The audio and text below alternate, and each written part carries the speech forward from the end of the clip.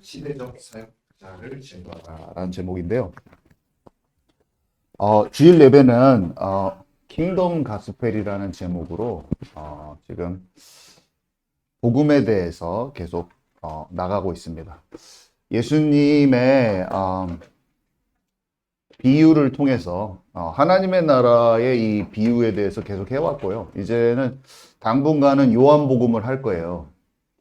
그리고는 제가 성전의 산상수훈 이런 것도 좀 다룰 거고요. 산상수훈이 복음의 또 핵심이거든요. 하나님의 관계를 설명하기 때문에 그것도 쭉 할 거고, 나중에는 성전의 그 관계 속에 있는 내부적인 것들이 어떻게 하늘 성수하고 연결되는지, 그게 복음의 또 핵심이거든요. 그런 것들을 제가 쭉 갈 겁니다. 그래서 기대하시고요. 되게 깊은 것이 여러분들이 많이 깨달아질 거예요. 우리가 말씀을 제대로 잘 알면 믿음이 엄청 탄탄해져요, 그냥. 이게 말씀을 아냐 모르는 자가 엄청 큰 차이예요. 그래서 말하는 자는 성령께서 깨닫게 하신 것이 전달되어져야 되고, 듣는 여러분들은 이 영적인 지식이 아무리 나가도 이게 성령께서 도우지 않으시면 그게 마음에 부딪혀 오지 않아요.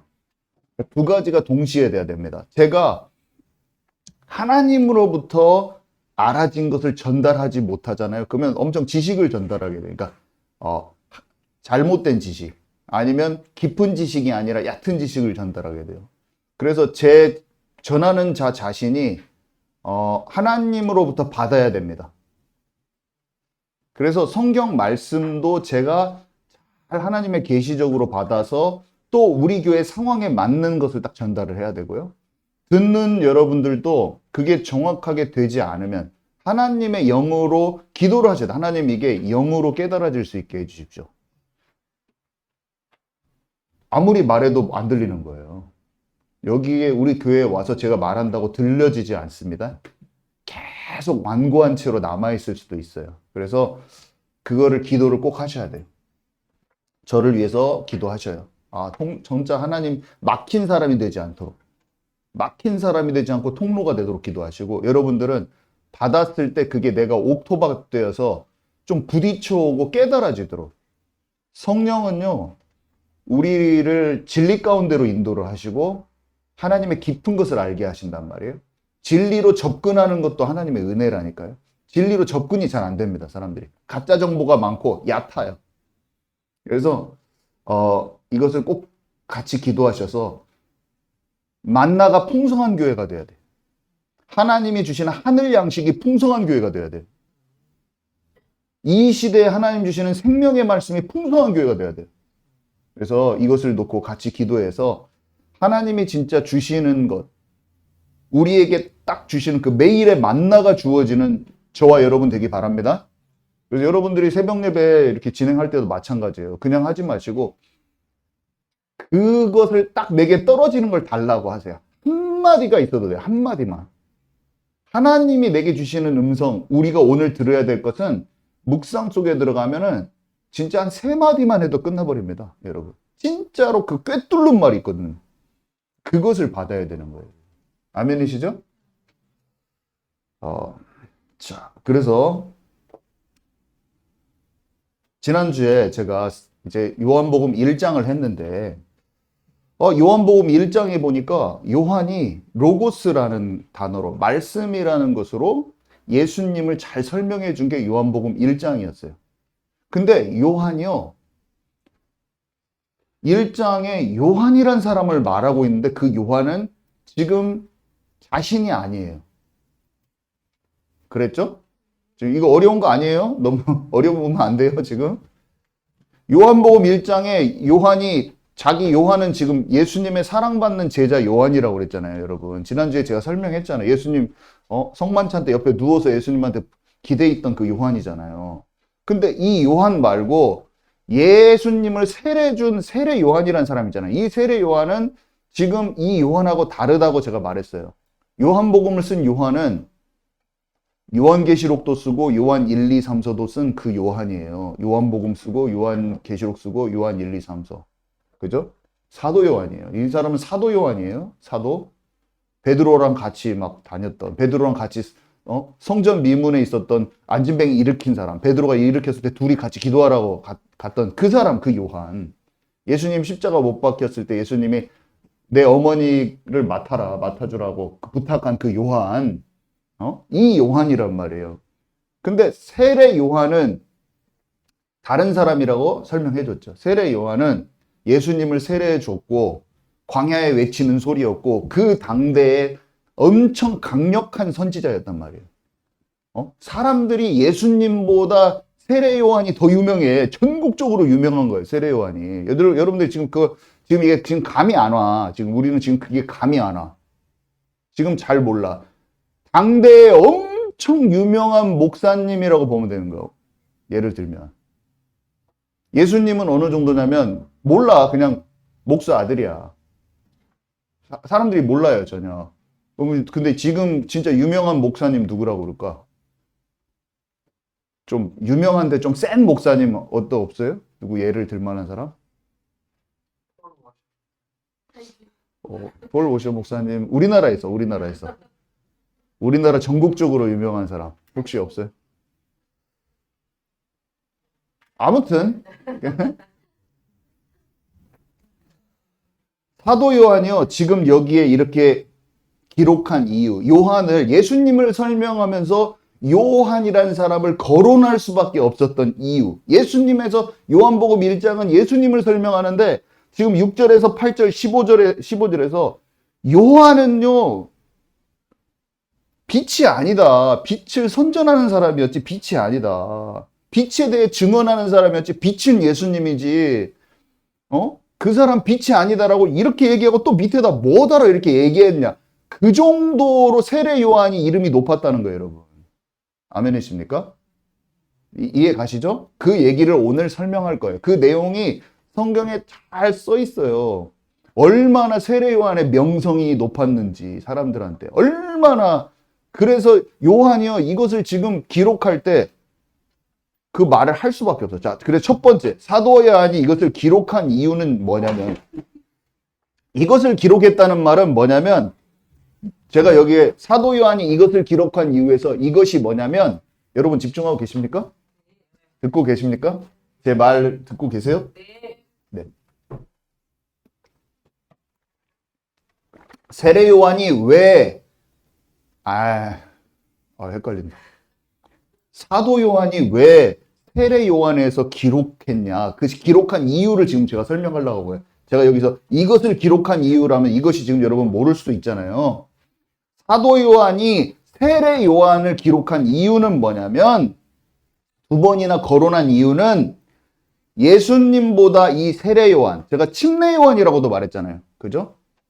제가 세례 요한이라고 사람들이 부르는데 저는 침례 요한이라고 부르고 싶네요. 왜냐하면 침례가 물에 푹 담기는 거니까, 세례는 약간 머리에 물 뿌리는 듯한 느낌이 들어가지고 침례 요한이라고 부르고 싶어요. 막 이렇게 제가 얘기했었잖아요. 여러분 기억나세요?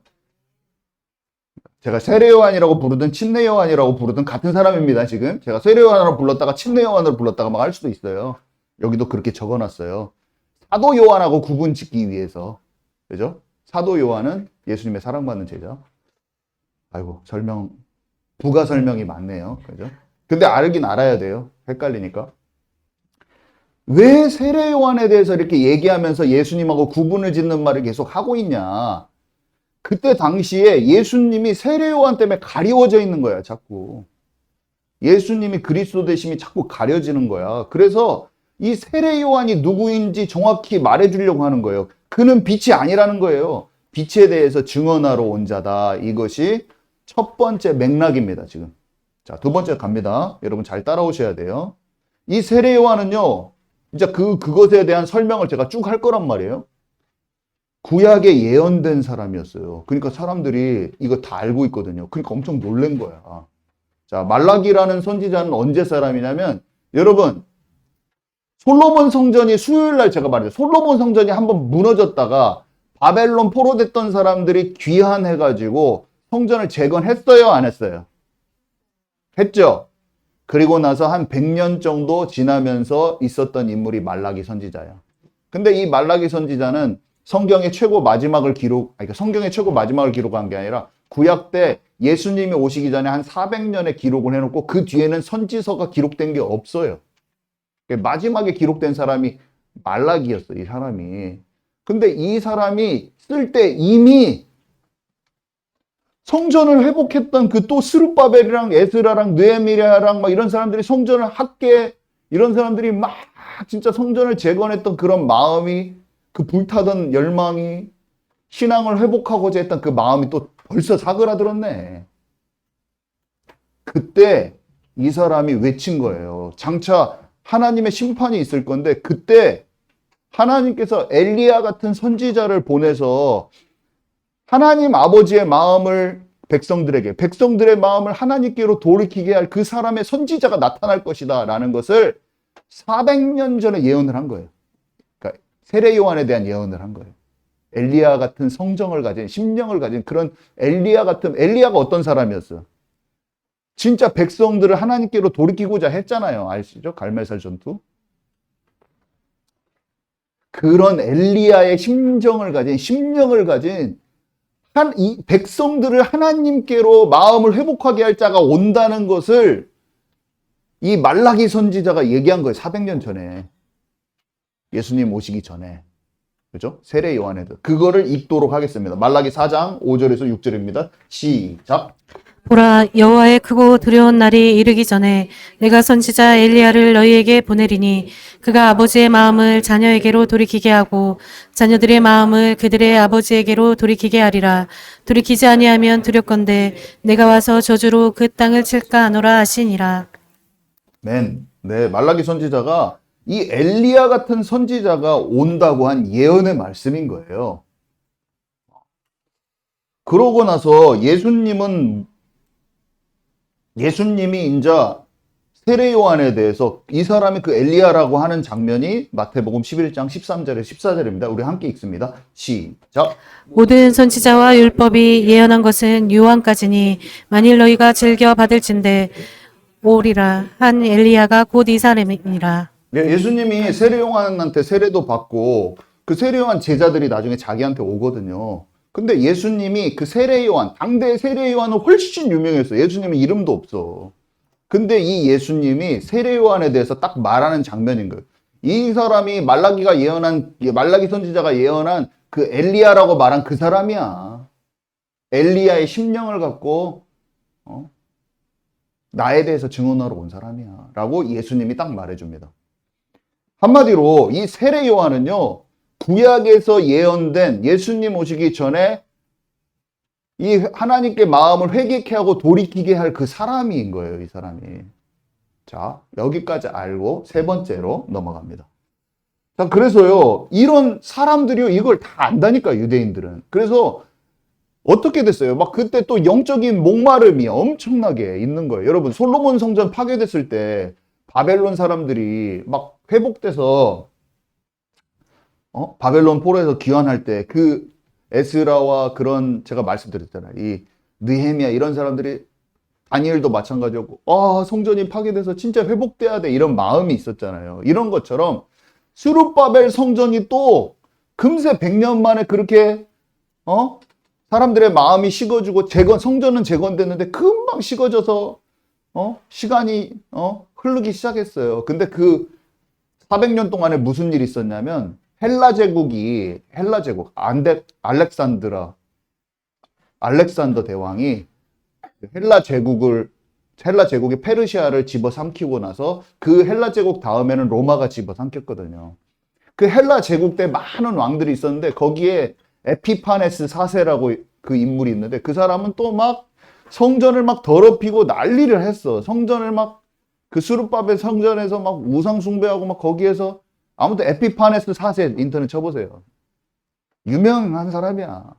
역사적인 실제 인물이죠. 에피파네스 4세가 스룹바벨 성전을 어떻게 그렇게 엄청 더럽혔는지 역사에 완전히 기록이 남아 있습니다.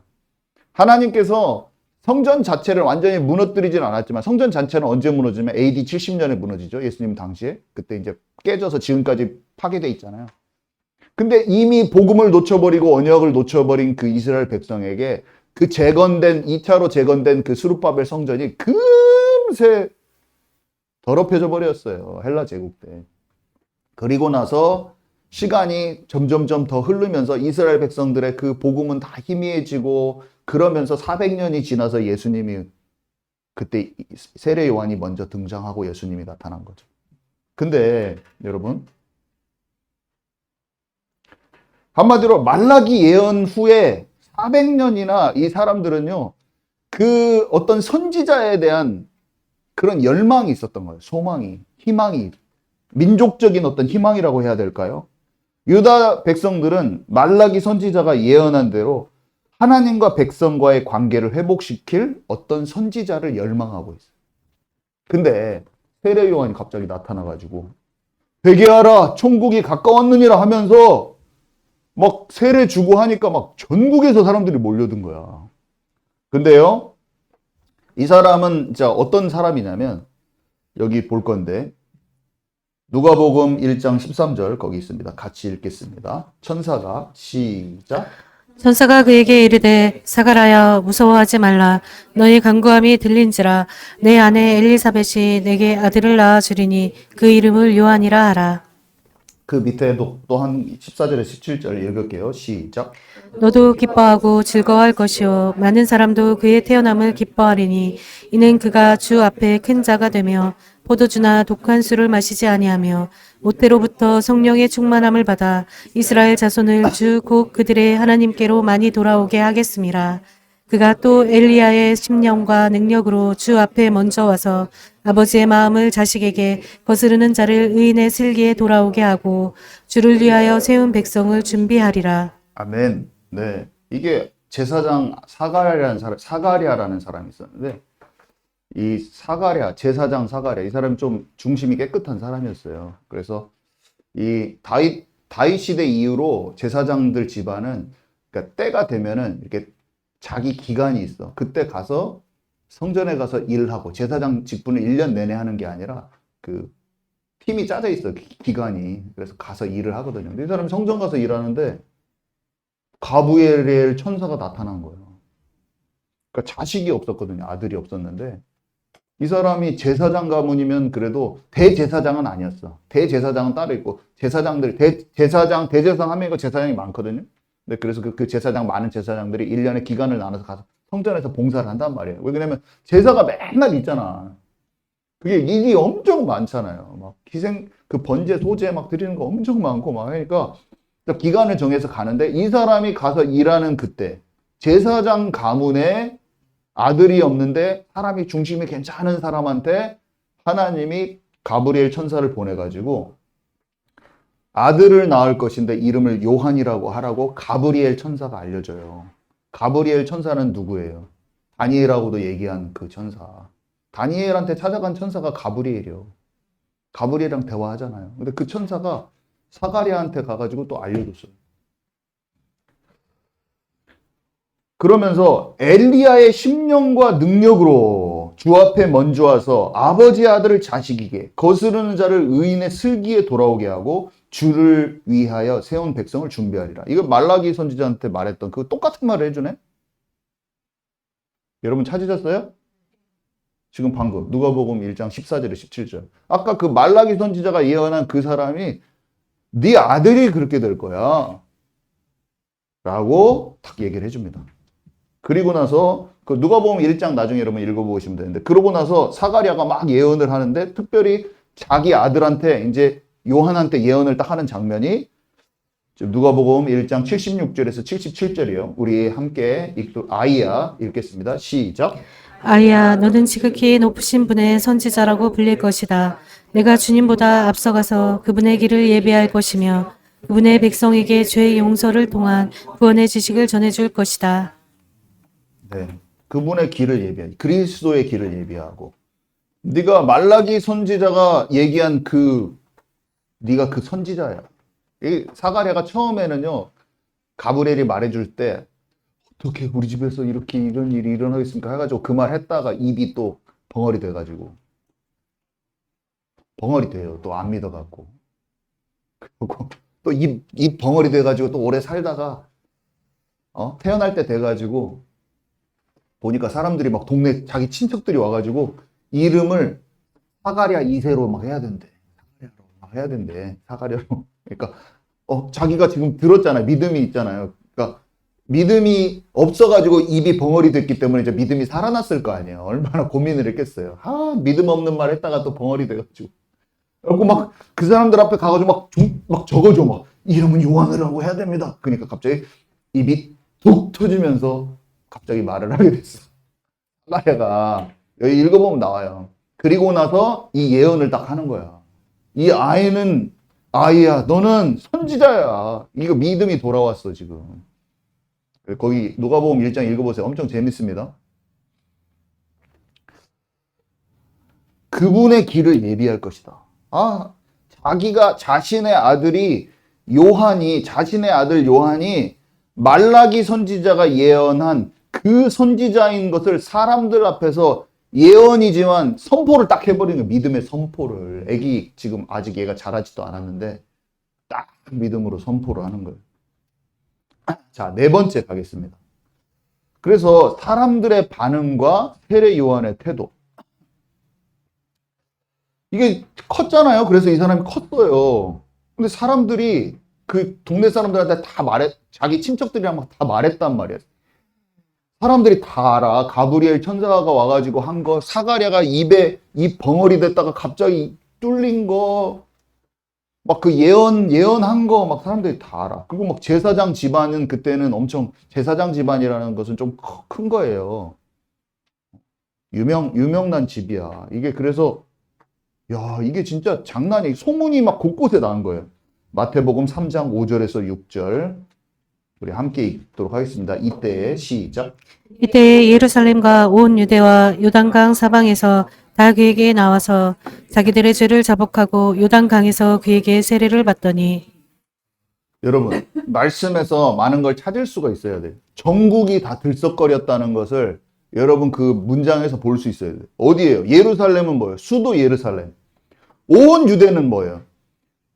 전부 다 전국이 요단강 사방에서 전국의 사람들이 전부 다 그에게 나왔다. 예루살렘 사람, 서울 사람들 뿐만이 아니에요. 저기 전라도 사람, 경기도 사람, 부산 사람, 여기가 이 정도 크기는 되거든요. 거기가 남유다가 한국 땅 이스라엘 우리나라가 좀 비슷해. 사이즈가 크게 차이가 없어. 얼마나 비슷한지 제가 잘 모르겠는데 아무튼 사이즈가. 근데 동네 지역 사람들까지 해가지고 온 유대 사람들이 사방에서 다 찾아온 거야. 아마 전국이 들썩거린 거예요. 자기의 죄를 막 자복하면서 내가 죄인이요, 내가 진짜 우리가 하나님께 범죄했어 막 하면서 그 사람한테 세례를 받는데, 제가 영화 같은 데 보면은 막 한 3명 세례받고 있어 막. 근데 그게 엑스트라가 없어서 그런 거지, 이것대로 하면은 진짜 인산인해를 이뤘다고 볼 수 있어요. 이거 봐보세요. 예루살렘과, 물론 인구수는 작았겠죠. 우리 때보다. 지금보다 인구는 수는 작아. 그치만 영화에서 나오는 그 정도보다는 훨씬 많은 거예요, 여러분. 영화에서 보면은 세례 요한이 사람이 없었나 봐. 2명 세례하고 있어. 근데 안 그래, 쫙 깔린 거예요, 여러분. 이해 가시죠? 이게 고증이 좀 잘못됐구나. 제가 영화를 보면서 느끼는 거예요. 이거를 보면은 한 2명 정도 세례해줬나? 이렇게 생각할 건데, 전국의 사람들이 그냥, 안 그래도 사람들이 영적인 목마름이 장난이 아니에요. 왜 그러냐면 신랑이 쇠퇴가 되면서 그 사람들이요, 뭔가 구원자도 찾고 있지만 그 하나님 보내신다는 선지자가 그 앞에 온다고 그랬는데 막 다 알거든요. 이 사람 예언들 다 압니다. 예수님이 왔을 때 예수님을 몰라본다기보다는 막 그 정치적인 지도자로 생각하는, 다윗처럼 이렇게 생각을 하잖아요. 막 그거 다 알고 있어요. 성경을 다 알아서 그런 거예요. 안 그래도 이런 영적인 목마름이 있는데 청년 요한이 나타나가지고 회개를 외치니까 사람들이 막 모여든 거예요. 죄를 자복하고 요단강에서 침례를 받고. 근데 이게 예수님을 기대하게 돼야 되는데 포인트가 뭐냐면 사람들이 어떻게 하냐면요. 세례 요한이 자기의 마음에 너무나 위대한 하나님의 사람으로 자리 잡기 시작하는 거예요. 그게 성경에 나옵니다. 제가 오늘 제목이 당신의 마음속 시대적인 사역자를 제거하라 이렇게 했는데 왜 그러냐면 그 시대에 하나님이 보낸 사역자가요.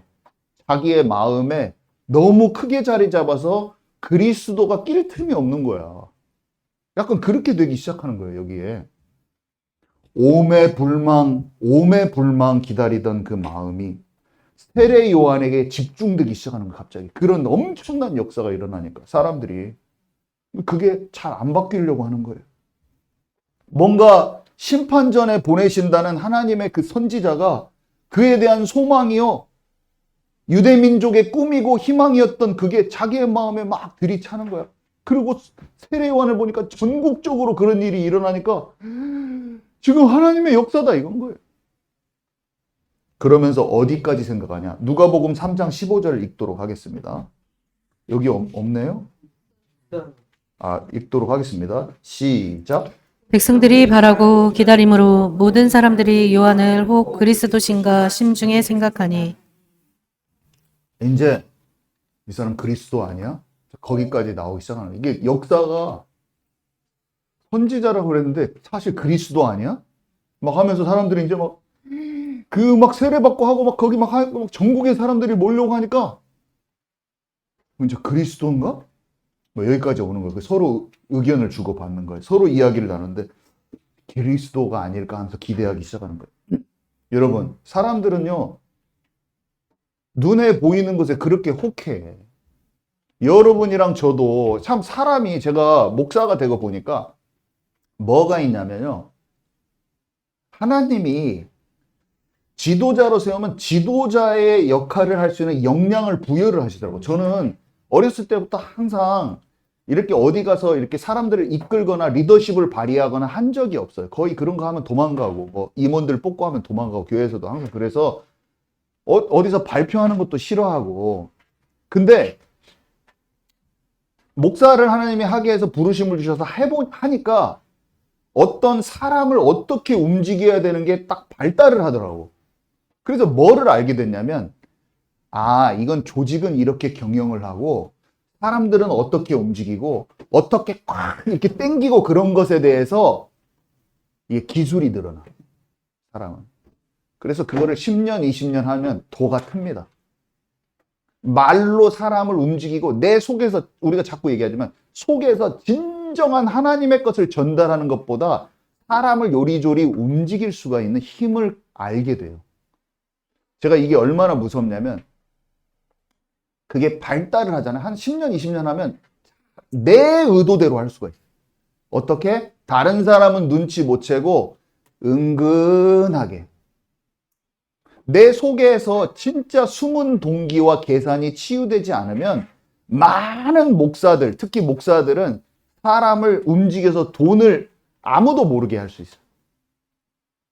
그리고 나의 체제를 유지하기 위한 방식으로 움직일 수 있어요. 진짜 하나님 나라가 확장되는 쪽으로 안 하고 내가 할 수 있습니다, 여러분. 그래서 오늘 문여정 집사님이 말씀하신 대로 처음에 순수한 동기가 끝까지 지속되는 목사가 있어야 돼요. 물론 하나님이 하시지만 그런 목사들이, 제가 그렇게 돼야 되고, 우리 교회에서 나온 모든 청년들이나 어떤 지도자들은 리더십을 자기가 갖게 됐을 때 자기의 원하는 유익대로 움직이지 않고 하나님이 원하시는 방향대로 결정할 수 있는 사람들이 나와야 돼요, 교회에서. 이게 최고 중요합니다. 그것을 위해서 저하고 여러분들은 영적인 순수함을 잃지 않고 끝까지 기도하면서 그것을 서로 다독여지면서 그것을 끝까지 유지하는 그 교회 되기 바랍니다. 저와 여러분은 이것을 끝까지 해야 됩니다. 이것을 놓치게 되는 거예요, 사람들이. 자, 사람들은요, 쉽게 사람에 혹해요. 살짝 능력이 나타나면 사람들 다 모여버리는 거예요. 능력이 나타나서 교회가 부흥했으나 그 목사들이 사울왕 같이 해서 상처받고 믿었던 사람들마저 하나님을 떠나버리는 경우가 엄청나게 많은 거예요. 그게 마지막 때는 더 가속화됩니다. 그래서 사람들이 뭘 집중한 거예요? 하나님 보내신 그 사람에 집중해버린 거예요. 세례 요한에게. 위대한 선지자, 시대적인 영적 인물, 뭔가 하나님이 쓰시는 그 사람에게 집중한 거예요. 그리고 그가 행한 침례의식. 여러분 생각해 보세요. 너무 독특하네. 막 죄를 회개하게 했는데 스타일이 독특해.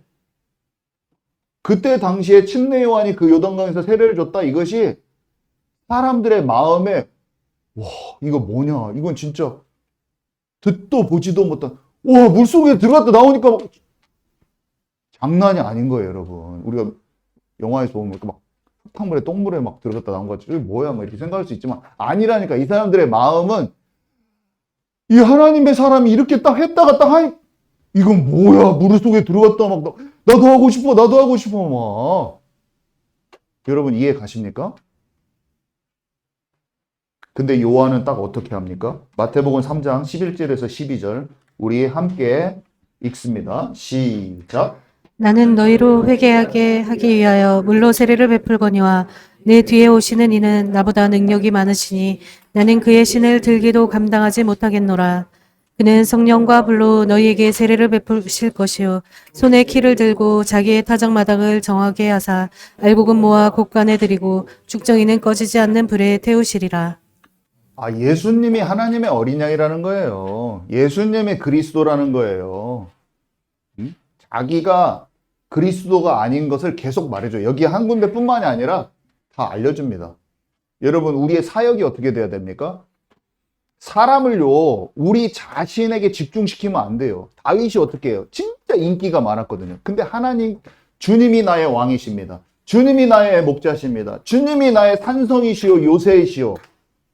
여러분 우리가 저와 여러분이 사역할 때는요 사람이 조금 뭘 잘하면 사람은 금세 사람의 마음을 훔칠 수도 있고 사람이 따라 붙어요.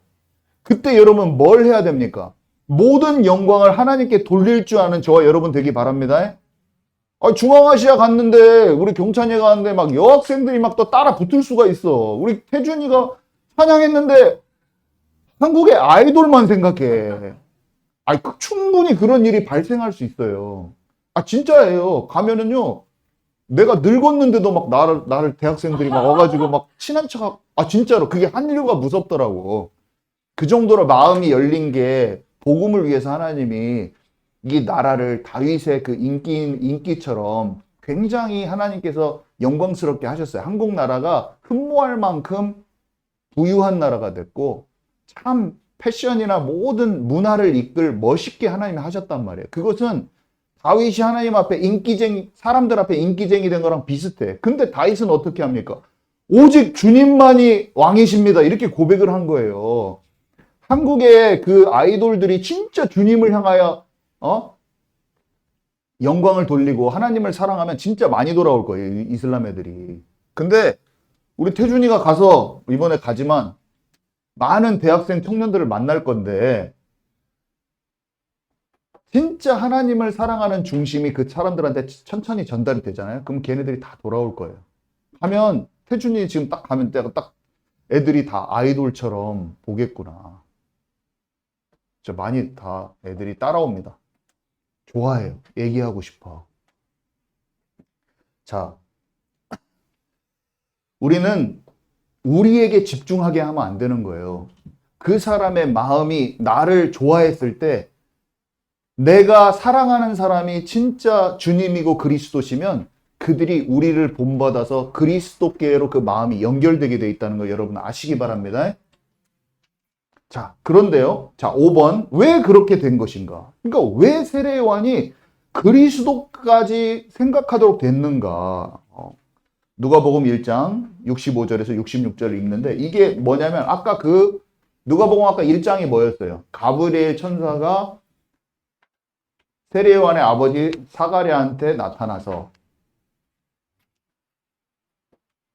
세례 요한이 그 말라기 선지자가 말한 그 선지자라는 것도 얘기해 줬고 그 다음에 또 뭔 얘기도 하는 장면이 1장에 나옵니까? 사가랴는 자기 아들한테 막 그 예언을 선포하는 장면. 사가랴가 벙어리 됐다가 돌아온 모든 장면 이런 게 써 있는 거란 말이에요. 그런 것이 사람들에게 어떻게 회자되었는지, 어떻게 소문이 났는지 그것을 지금 써 있는 구절을 읽을 거예요. 누가복음 1장 65절에서 66절만 읽지 말고 여러분은 나중에 1장 다 읽어봐야겠죠? 네, 우리 함께 읽도록 하겠습니다. 시작. 그 근처에 사는 자가 다 두려워하고 이 모든 말이 온 유대의 산골에 두루 퍼지매 듣는 사람이 다 이 말을 마음에 두며 이르되 이 아이가 장차 어찌 될까 하니 이는 주의 손이 그와 함께 하심이라.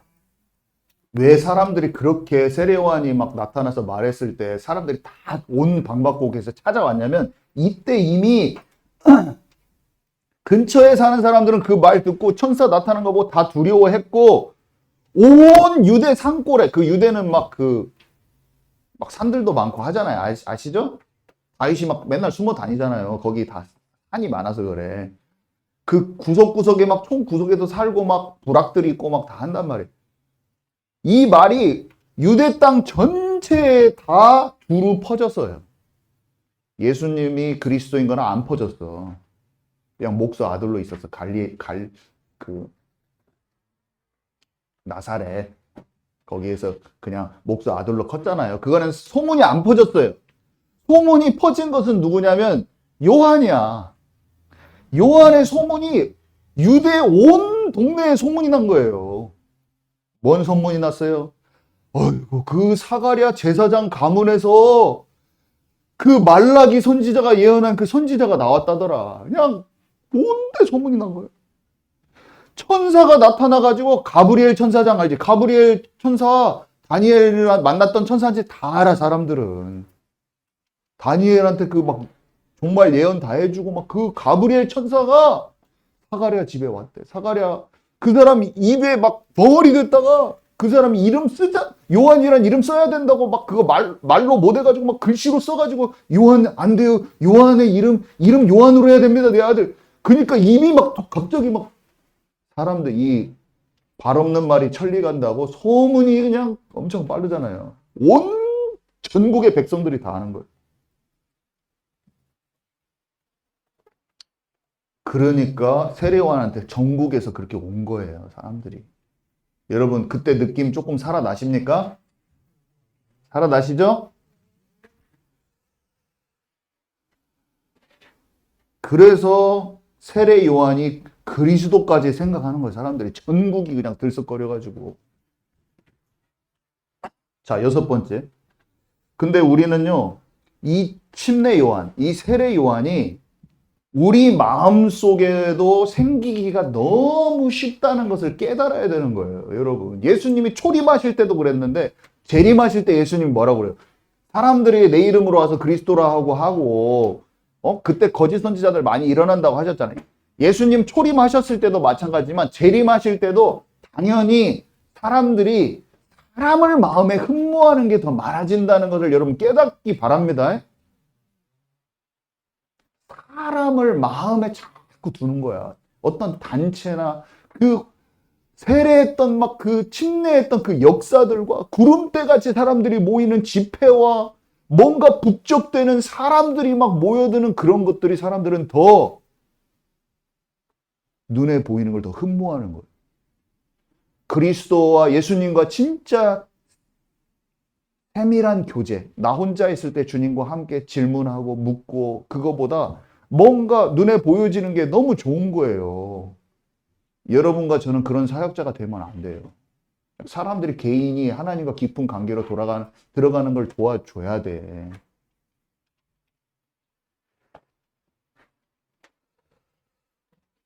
우리는 예수 그리스도를 깊이 알지 못하게 하는 틀이 우리에게도 금세 생길 수 있다는 걸 알아야 돼. 우리는 위대한 사람에게 집중할 수 있어요. 그 사람이 한 말이요, 성경 말씀보다 더 앞서게 될 수도 있어요. 그리고요, 그 사람이 말한 그 말이 좋을 수도 있어요. 영적인 통찰도 줄 수 있는데 그것에서 더 벗어나지 못할 수가 있어요. 여러분들이 만약에 어떤 목사님은 진짜 괜찮아. 그 목사님을 통해서 내가 진짜 영으로 많이 알게 됐어. 그러는 순간 저같이 이런 무명의 목사, 개척교회 목사가 아무리 좋은 것을 성경에서 조명을 해줘서 여러분한테 알려줘도 여러분들의 마음이 뭐냐면, 아이고, 저 목사님 뭘 말하는가? 내가 알던 이 시대적인 전도자 목사님, 이 시대적인 사역자 목사님의 들은 것으로 계속 판단을 하고 있어. 하나님이 내가 안다는 거예요. 알아가지고 이만큼 안다는 거예요. 그래서 아이고, 저 말씀 잘하나? 지금 오늘 내게 주시는 만나를 나의 다른 영역을 열어주고 계시는데 뭐라고 하냐면 속으로 아이고, 복음 잘 전하네. 내가 알았던 것으로 내게 하나님께서 더 침노할 수 있는 영역을 주시는데 어린아이 같지 않아서 듣지를 못하는 거야. 여러분, 무명의 선지자를 이름도 빛도 없는 사람들 하나님 쓰기 시작한다는 거 아시기 바랍니다. 사람들이 모르는 거예요. 그래서 하나님이 어떤 사람을 통해서 뭔가를 열어주고자 할 때 자기가 아는 수준에서 그걸 보고 있는 거예요. 그냥 진짜 완고한 거죠. 그래서 좋은 것을 옆에 갖다 주고 해주려고 해도 알겠어요? 알겠어요? 뭐 얼굴이 이렇게 돼 있어. 네, 목사님 알았습니다. 목사님 알았습니다. 누가 그랬어요? 아하스. 이사야 선지자가 딱 말해줬는데 알겠어요? 하나님의 뜻을 들을 수 있는 귀가 딱 막혀 있는 거예요. 마음이 아픈 거죠. 우리는요, 눈에 보여지는 큰 역사, 거기에 소속돼 있는 그런 단체에 소속돼 있고, 그 소속돼 있는 게 자기의 영적 상태를 말해주는 게 아니에요. 절대로. 어떤 북적거리는 엄청난 집회, 하나님의 역사가 일어나는 것 같은 그 단체에 소속돼 있는 것을 자기의 영적 상태하고 동일시하려고 하는 그런 경향이 있어요, 사람들. 근데 아니에요. 여러분, 어떤 사람은 자기 목사님이 침례 요한이야. 자기 교단의 왕 목사님이 침례 요한이야.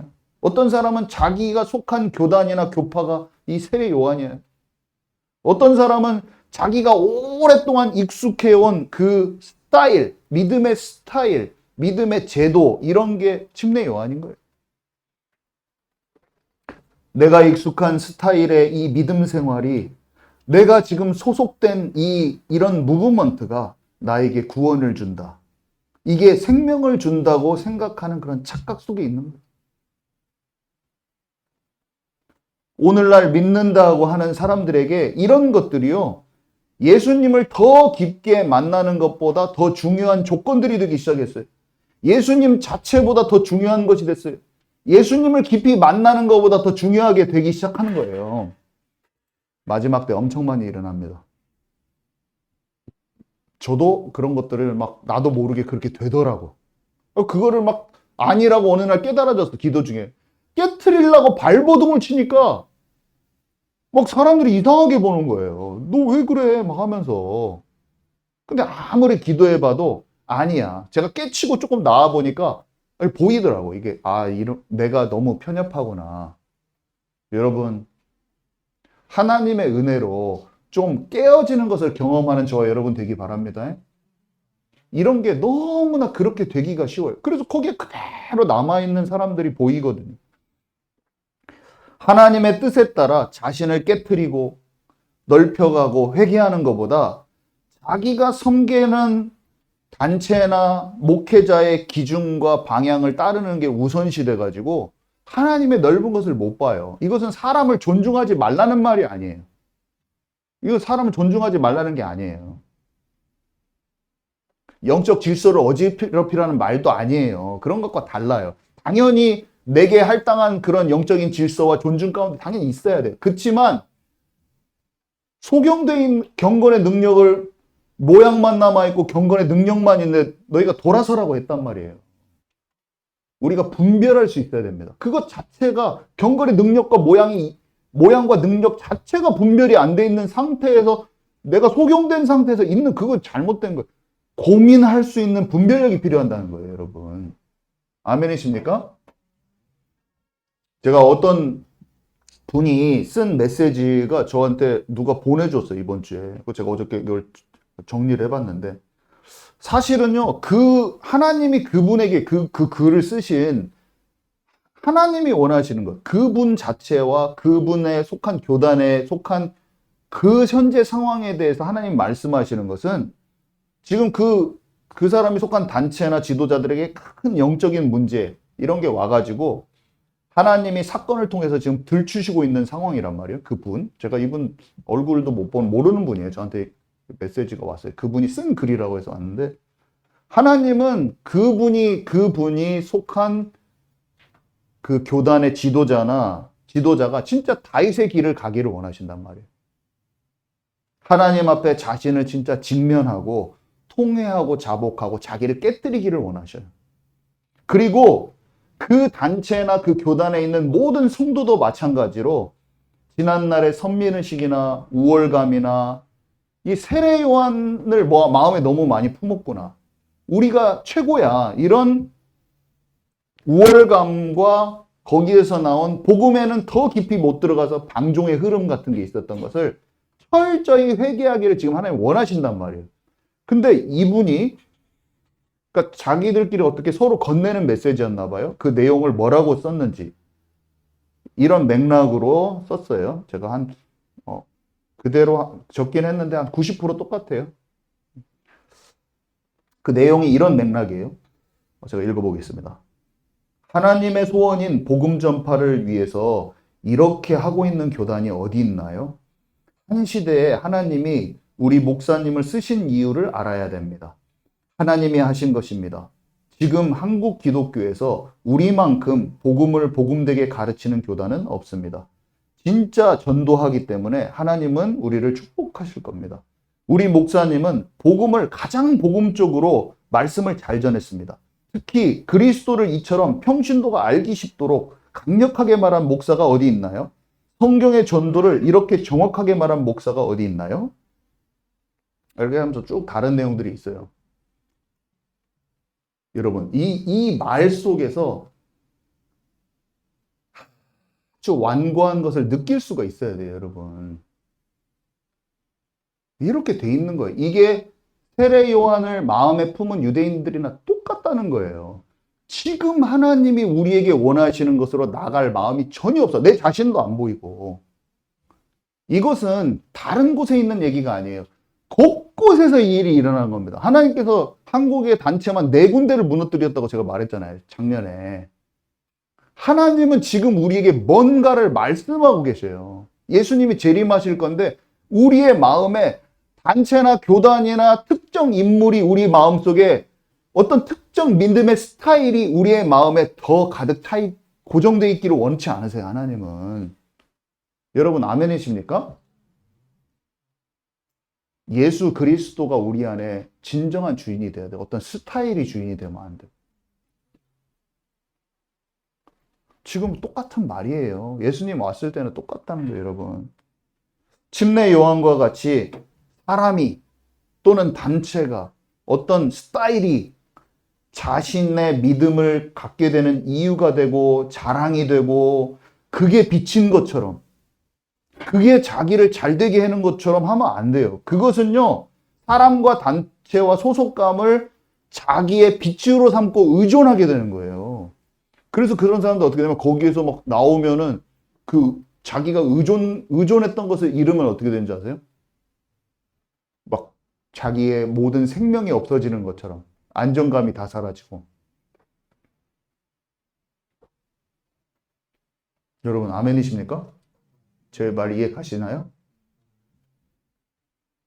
자, 그래서 예수님은 세례 요한에 대해서 뭐라고 말씀하셨냐면, 이거는 말씀 찾도록 하겠습니다. 마태복음 11장 7절에서 10절인데요.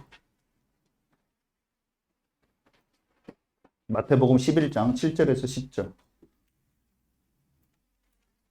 마태복음 11장 7절에서 10절.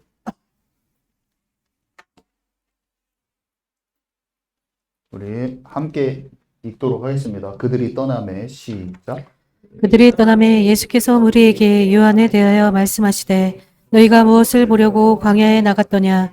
바람에 흔들리는 갈대냐? 그러면 너희가 무엇을 보려고 나갔더냐? 부드러운 옷 입은 사람이냐? 부드러운 옷을 입은 사람들은 왕궁에 있느니라. 그러면 너희가 어찌하여 나갔더냐? 선지자를 보기 위함이었더냐? 옳다, 내가 너희에게 이르노니 선지자보다 더 나은 자니라. 기록된 바 보라, 내가 내 사자를 내 앞에 보내노니 그가 내 길을 내 앞에 준비하리라 하신 것이 이 사람에 대한 말씀이니라. 아멘. 너희가 요한을 왜 따라다녔냐? 그가 너희는 어떤 사람이라고 생각하니? 너희가 선지자를 보려고 나갔다면 맞아. 그 선지자가 말한 사람이 나야, 나. 내가 그리스도고 그는 내가 그보다 나은 자고 그는 내가 올 길을 예비한 자야. 이렇게 예수님이 말씀해 주시는 거예요. 너희는 사람에 집중하지 마. 본론을 봐야 돼, 본론. 정확하게. 왜 그것에 끌려다녀? 이렇게 보여지는 것에 이렇게 막 좌지우지하고 끌려다녀. 이걸 말씀하시는 거예요. 예수님이 정확히 말씀해 주셨죠? 자, 결론으로 들어가도록 하겠습니다. 결론은 제가 여기 안 써놨네요. 마지막 때는요, 자신이 그리스도라고 하는 사람들이 일어나요. 마태복음 24장에 보니까 제가 읽을게요. 제자들이 물어봐요. 주님, 주의 임하심과 세상 끝에는 무슨 징조가 있겠습니까? 예수께서 대답하여 이르시되 너희가 사람의 미혹을 받지 않도록 주의하라. 많은 사람이 내 이름으로 와서 이르되 나는 그리스도라 하며 많은 사람을 미혹하리라. 이렇게 됐어요. 이게 무슨 말이냐면요. 사람들한테 마음이 뺏기기가 쉬워요. 두 가지 종류라고 볼 수 있어요. 두 가지 종류. 예수님이 나는 그리스도라 하여 많은 사람 미혹하리라. 당연히 첫 번째 종류는 뭐냐면 자기가 그리스도라고 하는 거예요. 하나님의 교회 장길자. 자기가 하나님이래. 어머니 하나님이야. 이만희는 자기를 성령이라고 하기도 하면서 자기를 신격화해요. 자기가 그리스도야. 1차적으로. 그 다음에 2차적으로 뭐냐면 나는 그리스도라고 하는데 뭐냐면 예수가 그리스도라고 하는 거예요, 여러분. 예수가 그리스도라고 말해준다는 거예요. 근데 자꾸 치우쳐가. 제가 여러분들한테 예수님 그리스도라고 다 말해줘요. 그리고 아까 말한 대로 교회를 이끌어가는데 자꾸 속에서는, 입으로는 다 예수가 그리스도라고 다 말해줘. 근데 속으로는 자꾸 복음으로 다 끝났어. 자꾸 방종으로 가겠다. 내 유익을 위해서 딱 움직여, 내가. 이게 더 무서운 거예요. 잘못된 복음으로 자꾸 가요. 치우친 복음으로 자꾸 가요. 행함 없는 믿음으로 자꾸 가요. 누룩으로 자꾸. 교회가 세속화돼요. 영이 다 병들어가요. 근데 그것을 복음이라는 껍데기로 예수가 그리스도라고만 딱 얘기하고 딱 그렇게 하는 거죠. 그 두 가지. 자기가 그리스도라 하는 거 하고 내가 그리스도라고 하는데 미혹하는 거예요. 거기서 벗어나는 저와 여러분 되기 바랍니다.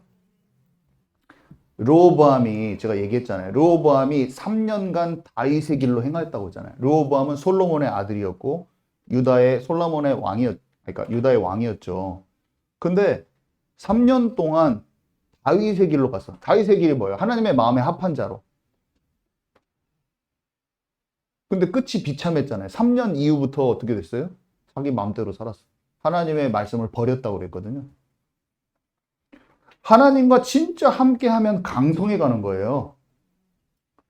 저와 여러분이 목회를 하고 사역을 하고 이 교회가 부흥될 수 있어요. 하나님의 뜻 가운데 있으면. 근데 어느 날부터 멀어질 수 있어요. 결말이 비참해질 수 있다는 거 여러분 아시기 바랍니다. 제가 함부로 어떻게 단체나 함부로 이렇게 말하는 거 아닙니다. 우리는 어디 잘못된 단체에 있다가 나오고 그래도 절대로 상처를 뿜어내는 자가 되면 안 돼요, 여러분. 언제건 그 사람들이나 그 단체가 회복되도록 기도할 수 있어야 돼요. 아멘이시죠? 우리는 상처를 가진 입장에서 뿜어내는 입장에서 말하는 게 아니에요. 절대로. 움직일 때 움직이더라도 상처 없이 분별을 가지고 하나님이 움직이라고 할 때 움직여서 그곳에서 그들을 위해서 회복되도록 기도해 줄 수 있는 저와 여러분 되기 바랍니다. 자, 결론의 두 번째. 여기서 사도 요한이 말하고 싶었던 것과 예수님이 말하고 싶었던 것이 있죠. 사도 요한이 말하고 싶었던 건 뭐예요? 세례 요한은 예수님이 아니다. 이걸 말하고 싶었고. 아까 예수님이 말씀하셨던 것은 뭡니까? 세례 요한은 그냥 사람일 뿐이다. 큰 자긴 큰 자야. 그가 사람, 여자가 낳은 자들 중에 큰 자야. 니네들이 봤을 때도 이렇게 굉장한 사람이야. 그렇지만 천국에 가면은 극히 작은 자라도 그보다 크리라 그 말을 하시잖아요. 마태복음 11장 11절. 아시죠? 우리 한번 읽어봅시다. 마태복음 11장 11절. 사람들이 하도 세례 요한을 크게 생각하니까 말해주는 거예요. 그가 여자가 낳은 자 중에서 진짜 큰 사람이야. 니네들이 보듯이. 그렇지만 그 사람이 천국에서는 대단하지 않다고 얘기해줘요. 이 말을 한번 읽도록 하겠습니다. 마태복음 11장 11절입니다. 시작. 내가 진실로 너에게 말하노니 여자가 낳은 자 중에 세례 요한보다 큰 이가 일어남이 없도다. 그러나 천국에서는 극히 작은 자라도 그보다 크니라. 이 말이 지금 어디에서부터 이어지냐면 아까 예수님이 세례 요한에 대해서 하신 말씀 마태복음 11장 7절에서 10절 왜 너희가 요한을 왜 따라다니냐? 그가 어떤 사람이냐? 네가 선지자를 보려고 막 사람들이 막 엄청 붐이 일어났잖아요. 그래가지고 막 사람들이 엄청 많이 쫓아다녔잖아요. 그러니까 막 너희 바람에 흔들리는 갈대냐? 뭘 보았냐? 그 사람이 부드러운 입은 사람이냐? 그 사람 왕궁에 들어갈 사람이냐? 그 사람 선지자로 봤다면 맞아. 근데 그가 선지자일 뿐이야. 나를 그렇게 해놓고 여기서 말하는 거예요. 요한이 큰 자 맞아. 어미가 낳은 사람들, 여자가 낳은 자들 중에서. 여러분 이해 가시죠? 지금 이 말이? 큰 자 맞아. 너희들이 보는 것처럼 어마어마하게 대단하게 보이지? 맞아. 근데 예수님 지금 십자가에 못 박이기 전이잖아요. 예수님이 십자가에 못 박이기 전에는 완전한 탕감이 안 됐어. 제가 말했잖아요. 카드 결제를 해놓고 기다리고 있는 거라고 했잖아요. 저번에 그렇게 표현을 했잖아요. 제사 지내야 돼. 약간 덮어두는 거예요. 예수님이 진짜 오셔가지고 끝내기 전까지는 물론 끝낸 것을 믿었지만 끝내진 게 아니잖아요. 물론 구원 받았어요. 예수님이 십자가 사건과 부활 이후에 우리가 경험하는 성령의 내주 인도, 하나님과 직접 대화할 수 있는 이 특권과 이 복음과 하나님 나라의 풍성함은 요한의 때까지는 약했다고 여러분 생각하면 알면 됩니다. 그때는 성령이 역사하시긴 하셨지만 남종과 여종에게 물 붓듯이 부어주셔서 지금처럼 우리가 말씀을 이렇게 모든 걸 정확하게 알고 구속사가 꿰뚫어지면서 알면서 성령의 역사하심을 실제로 체험할 수 있는 마지막 때의 성도의 이 영적인 이런 충만함과는 비교할 수가 없는 거예요. 아멘이십니까? 그래서 세례 요한은 천국에 갔지만 신약 성도에 대해서 약한 거예요. 그 풍성함이. 그 말을 예수님이 해주시는 거야. 그렇지만 너네들이 봤을 때 너무 위대하잖아. 엄청나지? 근데 신약 성도만 못해. 이런 얘기인 거예요. 아멘이십니까? 깨달아지는 은혜가 있기 바랍니다. 그때는 지금은 제사가 필요 없어요. 성령으로 주님과 직접 교제하는 시대인 거예요. 신약 시대 사람들은 구약 성도들보다 영적으로 더 큰 축복과 특권을 누리고 있어요. 우리는 잘 모르지만. 그래서 유대인들이 너무 그 세례 요한을 큰 자로 보기 때문에 대단하게 보지 마. 그렇게 큰 자가 아니야. 사람 중에 큰 자인, 너희들이 보기에 사람들 중에 큰 자인 이 침례 요한. 그 사람들은 이 침례 요한이요. 로마의 지배 가운데 있는 너의 민족을 구원하여서 세상에 만족을 얻고 세상에서 이렇게 평안하게 살게 해줄 그런 큰 빛으로 오는 것처럼 너희가 느끼지만 그런 사람 아니야. 너희들이 그 사람을 그렇게 볼 수밖에 없었던 그런 너희들의 영적 상태를 알으렴. 우리가요 어떤 큰 물결에 있으면 막 세계 막 보고만 하고 막 큰 무슨 무브먼트가 일어나고 하면 막 그게 막 따라가면서 막 거기에 막 어떤 만족감을 느낄 수가 있어요 사람들이. 그러면서 이게 내가 물질적으로 또 조금 더 회복되겠지? 하나님의 응답이 나에게 주시겠지? 하면서 뭔가 그런 눈에 보여지는 어떤 위대한 지도자나 인물이나 그런 단체에 소속되어 있는 것에서 어떤 그런 내가 생각하는 응답의 그 틀 안에 묶이기가 쉽다는 거예요, 사람은. 여러분, 제 말이 깨달아지는 은혜가 있기 바랍니다. 많은 사람들이 그거를 쫓아가는 거예요, 지금도. 근데 이것을 말로 이렇게 말해줘도 깨닫지 못해. 제 말이 이해가 안 갑니다. 이걸 지금 이 말을 해도 몰라요. 여러분, 그런 찌꺼기 같은 틀이 무너져야지 그냥 새롭게 하소서 보고도 감동이 오는 거예요. 이런 어떤 내가 위대한 것을 따라가고 있다면 새롭게 하소서 같은 거 딱 보면 뭐냐면, 에이, 그 복음도 아닌 것들이 뭐 나와서 뭘 이렇게 얘기했었는데, 이런 식이 되는 거예요, 사람들이. 내가 내가 알고 있는 찬양 아닌 거 다른 찬양 나오면 가사가 좀 그 사람이 연약해도 진짜 중심에서 하나님께 나오는 게 시작될 수 있는데 보고 스타일이 좀 아니구만. 내가 생각한 복음과 찬양이라는 게 정해져 있는 거야. 여러분 속에 그런 게 있는 게 남아있을지 모르면 정말 우리 안에 진짜 찌꺼기 같은 껍데기 같은 거 벗겨버리는 저와 여러분 되기 바랍니다. 그때 하나님의 것이 내게 순수하게 다가와요. 내가 굉장히 선입견과 편견과 내가 생각하는 믿음이라는 게 규격화되어 있기가 너무 쉬운 거예요. 왜? 좋은 것을 가지고. 세례요한이 뭐가 잘못됐어요? 세례요한 좋아요. 그치만 세례요한의 그것이 틀이 돼버린 거예요. 예수님보다. 안 돼요. 그거는 엉뚱한 거야. 여러분, 우리 안에 이게 발견돼주고 다른 사람 안에 그렇게 되고 있는 걸 볼 수 있어야지 여러분이 파수꾼의 역할을 할 수가 있어요. 여러분, 이게 안 보이면 사람도 못 살려요. 그 사람이 그렇게 돼 있는지도 몰라. 왜냐면 나도 거기에 막 섞여 있고, 어떤 사람이 만들어낸 것에 내가 이렇게 딱 뭐가 틀이 생기기가 너무 쉽다는 걸 깨달아야 돼요. 자, 마지막 세 번째, 결론의 세 번째입니다. 우리에게 주시는 말씀은 한마디로 자기 속에 무엇인가 침례 요한을 두고 있다면 그것을 제거해야 돼요. 예수님을 믿는다는 저와 여러분 안에 예수님 아닌 다른 것이 있다면, 예수님보다 더 큰 것을 두고 있다면, 그게 뭔지 모르겠지만 그게 숨은 동기든 우월감이든 선민의식이든, 그러면 여러분과 저가 주님과 그 관계 속에 들어가는 걸 자꾸 방해할 거예요. 그래서 다른 사람을 살려주려면 내 안에 들보 먼저 없어져야 되는데, 내 안에 들보가 그 틀이 보여지는 것은 말씀을 진짜 사모하면서 주께 갈 때 주님이 깨닫게 하실 때만 알아지더라고. 나는 이게 너무 안 보였어. 이거 지금 여러분한테 뭐라고 하려는 것도 아니고 무슨 다른 사람 정죄하려고 한 것도 아니에요. 솔직히 말해서 이게 저의 얘기예요. 제가 이게 알아졌어요. 제가 이게 너무 강한 사람인 거예요. 제가 했던 일을 말하면 여러분 웃을 거예요.